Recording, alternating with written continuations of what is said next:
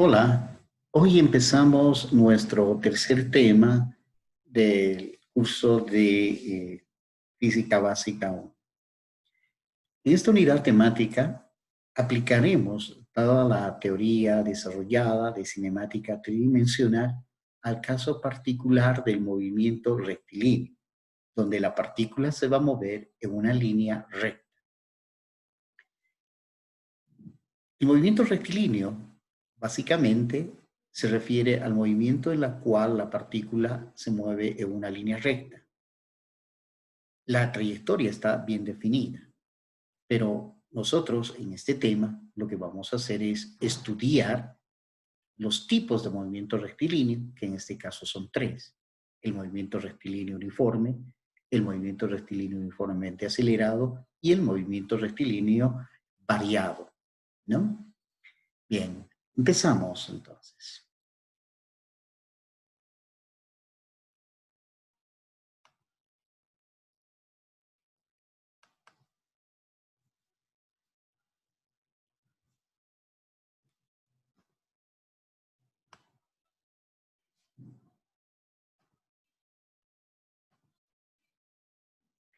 Bien, cinemática unidimensional o movimiento rectilíneo. Tema 3. Primero, tenemos que definir qué es el movimiento rectilíneo. Entonces, definimos un movimiento rectilíneo como aquel movimiento en el cual la partícula va a describir una trayectoria recta, tal como nos muestra este gráfico. Acá este tren se está moviendo a lo largo de esta línea recta, ¿no? Bien, ahora es importante entender bajo qué condiciones nosotros podemos tener un movimiento rectilíneo. Desde el punto de vista de la cinemática, para que una partícula describa un movimiento rectilíneo, el vector velocidad inicial debe ser paralelo al vector aceleración o antiparalelo al vector aceleración, tal como nos muestra este gráfico. Por ejemplo, si nosotros consideramos el movimiento de esta vagoneta, de esta camioneta, sobre esta carretera rectilínea, si este vector inicial D llega a ser paralelo al vector aceleración, entonces estamos seguros que esta camioneta va a describir una línea recta. O, en su otro caso, si el vector velocidad inicial, si en el momento inicial la vagoneta va a tener una velocidad hacia abajo y la aceleración hacia arriba, antiparalelos, están formando un ángulo de 180 grados entre el vector aceleración y el vector velocidad. Entonces, bajo estas condiciones, esta camioneta también va a describir un movimiento rectilíneo. Bien, esas son las condiciones para que una partícula pueda describir un movimiento rectilíneo. Repito, la velocidad y la aceleración en el momento inicial deben ser paralelas o antiparalelas. Y bajo esas condiciones, esa partícula es de seguro que va a describir un movimiento rectilíneo. Ahora pasemos al punto de cómo nosotros podemos estudiar el movimiento rectilíneo. Y todo depende del sistema de referencias. En física, la clave importante es elegir un buen sistema de referencias. Veamos acá. Si nosotros consideramos el movimiento rectilíneo de esta camioneta sobre esta trayectoria recta. Entonces acá tenemos dos opciones de elegir este sistema de referencias o este otro sistema de referencias O'. Como sabemos que el vector de posición se dibuja desde el origen del sistema de coordenadas hasta el lugar donde se encuentra la partícula en un cierto tiempo t, veamos acá que si nosotros elegimos este sistema de referencias, donde el eje X coincide exactamente con la trayectoria rectilínea de la camioneta, entonces este vector de posición R se puede escribir como X de T u de X. Es decir, este vector de posición R respecto de este sistema de referencias solo tiene la componente X, porque el eje Y, como es perpendicular al eje X, entonces al ser este vector paralelo al eje X, no tiene componente Y. De tal manera que este vector de posición simplemente se escribe como el X de T u de X, porque el 0 será la componente Y. Pero si nosotros elegimos este otro sistema de referencias, el O', el vector de posición que vamos a obtener para ', camioneta es este R'. Pero resulta que este vector de posición R' para este sistema de referencias, O', tiene básicamente dos componentes. Un X' de T paralelo al eje X' y un Y' de T paralelo al eje Y. Es decir, este vector de posición R' va a tener la componente X' de T y la componente Y' de T. De tal forma que este R' para este sistema de referencias tiene la componente X', Y'. Es decir, es un vector del tipo bidimensional, porque tiene dos componentes, componente X, componente Y. Entonces, si nosotros comparamos estos dos vectores de posición, podemos concluir que el sistema de referencias adecuado para estudiar el movimiento de esta camioneta es el sistema O, porque el vector de posición solo tiene una componente. En cambio, este R' para O' tiene dos componentes, X', Y'. Entonces, este ejemplo ya nos permite a nosotros concluir lo siguiente. Si nosotros queremos estudiar un movimiento rectilíneo, nosotros debemos elegir un sistema de referencias de tal manera que el eje X o el eje Y hacemos coincidir con la trayectoria que va a seguir la partícula. De esa manera, logramos que el vector de posición tenga solo una componente. Ese es el secreto para poder estudiar el movimiento rectilíneo. Bien, ahora lo que vamos a hacer es estudiar los parámetros cinemáticos que nos permiten describir el movimiento de las partículas. Estos parámetros ya las hemos definido en el tema de cinemática tridimensional. Y lo que vamos a hacer es básicamente recordar su definición y ver cómo se transforma la expresión matemática de estos parámetros cinemáticos del tridimensional al caso unidimensional. Y particularmente nos va a interesar, en este caso, la interpretación geométrica, gráfica de estos vectores, de estos parámetros cinemáticos que la hemos visto en cinemática 3D. Bien, el primer parámetro que habíamos estudiado se llama el vector de posición, R.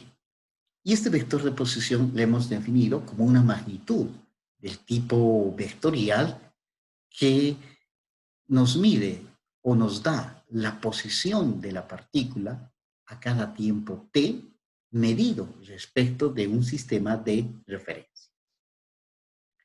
Matemáticamente, el vector de posición para el caso del movimiento rectilíneo está dada básicamente por esta expresión.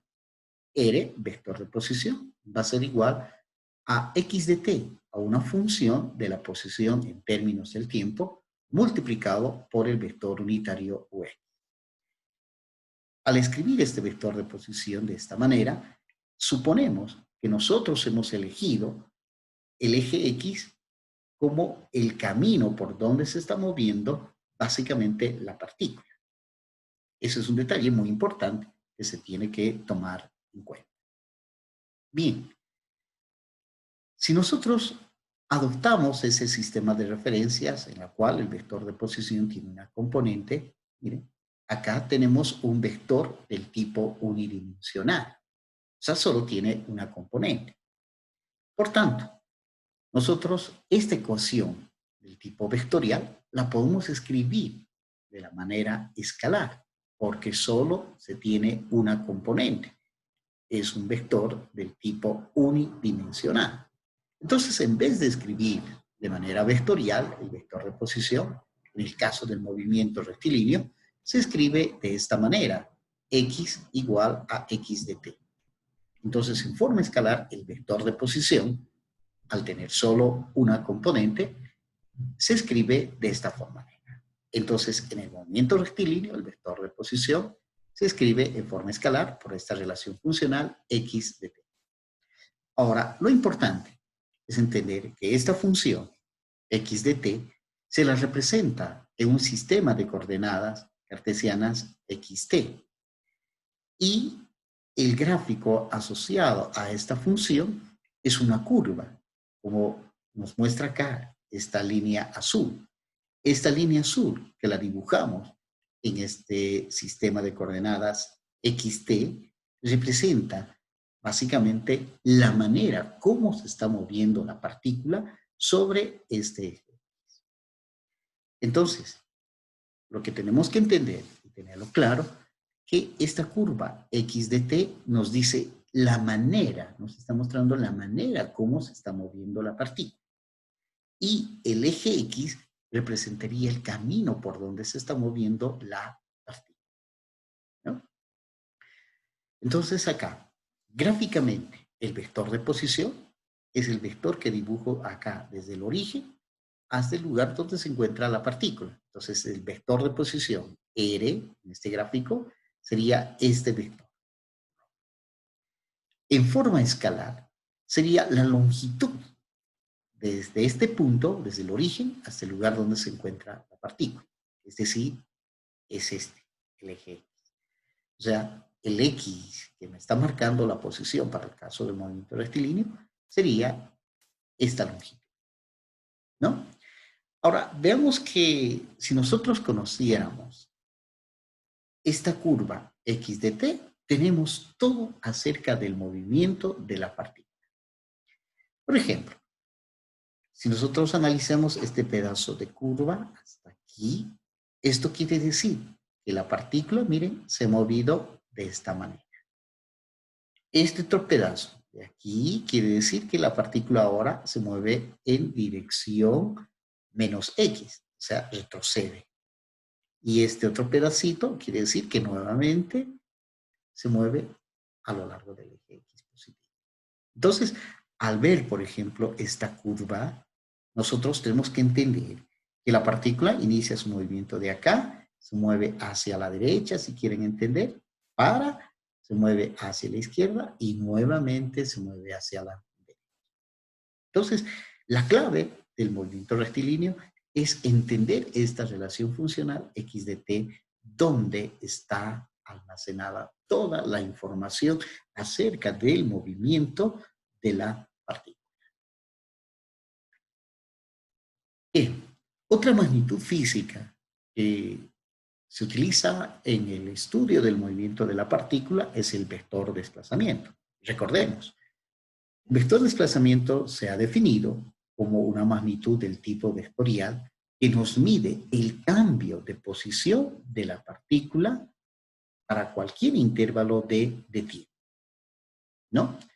Matemáticamente, el vector de posición se la define con delta de R, el vector de desplazamiento, se define como la posición final menos la posición inicial. O sea, el R2 menos el R1. Ahora, para el caso particular del movimiento rectilíneo, este vector de desplazamiento delta de R se escribe de esta manera: x2 menos x1 por el vector unitario ux. Porque la componente y y la componente z, en este caso, se hacen cero. Porque nosotros hemos elegido un sistema de circunferencia, de tal manera que la partícula se va a mover solo sobre el eje X. De tal manera la componente Y y Z se anulan.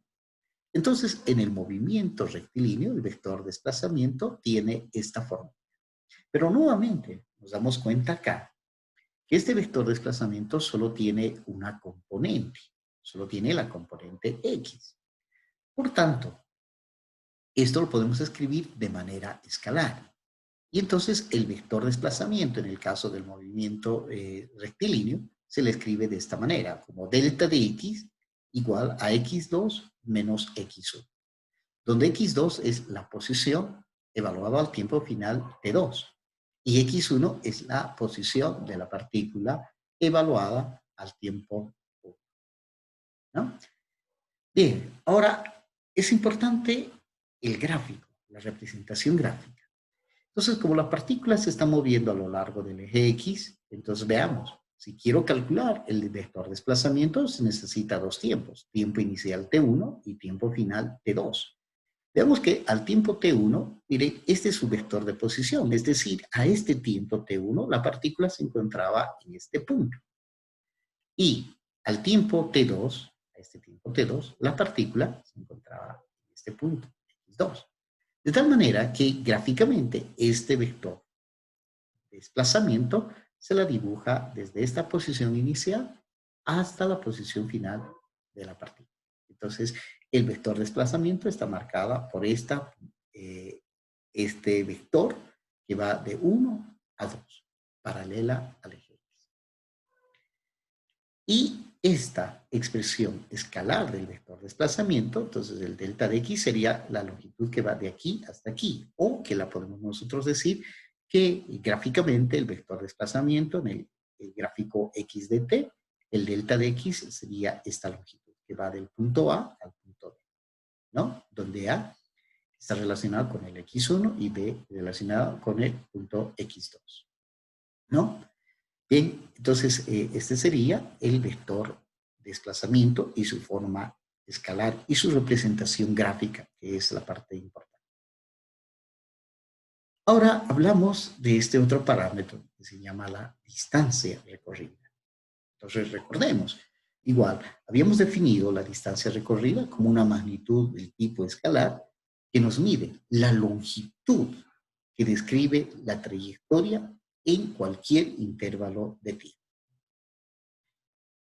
Una de sus características de la distancia recorrida, que es una magnitud escalar del tipo positiva, o sea, la distancia recorrida siempre va a ser mayor que cero, ¿no?